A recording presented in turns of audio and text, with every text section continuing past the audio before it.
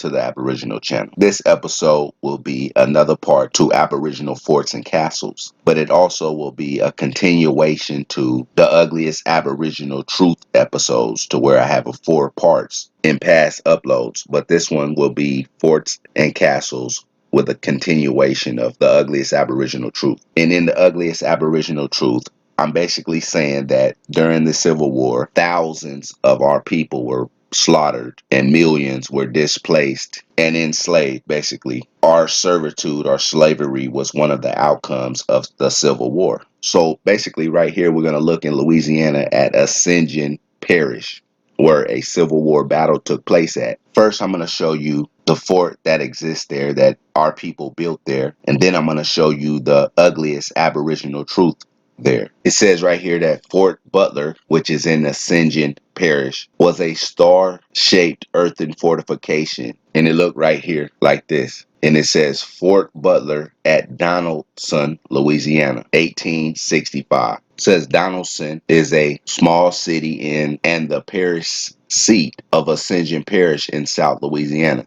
United States, located along the river road of the west bank of the Mississippi River.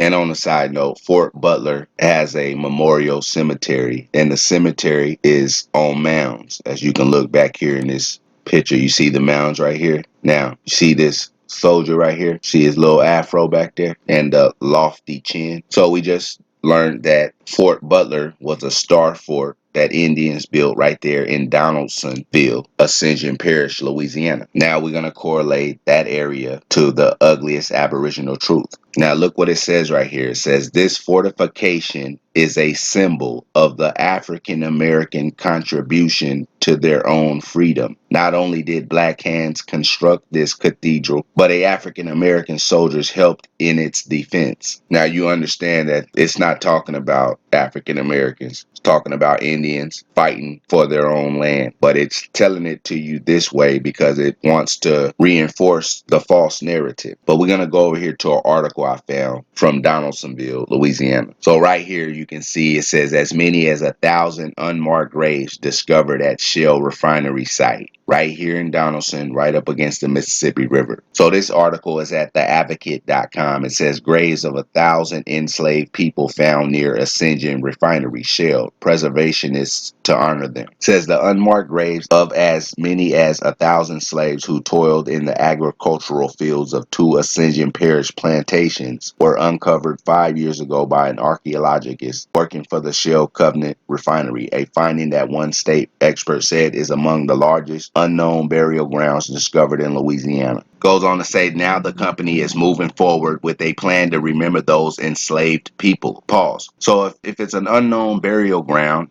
how could you be so sure that the people were actually enslaved people unless you're saying that to reinforce a certain narrative? But it goes on to say, working with River Road African American Museum to mark the 2 cemeteries and allow descendants onto the property to pay their respects. I always knew there were cemeteries out there somewhere, said Kath Hambrick, founder of the River Road African American Museum in Donaldsonville. Having the plantation map in the museum and understanding there were as many as 100 plantations in Ascension Parish, I've always wondered, where were all those cemeteries for all those plantations? Okay, it's telling on itself right there. But in a previous video, I mentioned that there was a mass grave in New York that the President Bush memorialized. So pretty much we're seeing the consistency that when there's a so-called African American museum or memorial, that was pretty much a burial ground of American Indians. But to sum it up, we're looking at where the mass grave of over 1,000 so-called slaves were uncovered at 5 years ago or whatnot. Then we got Fort Butler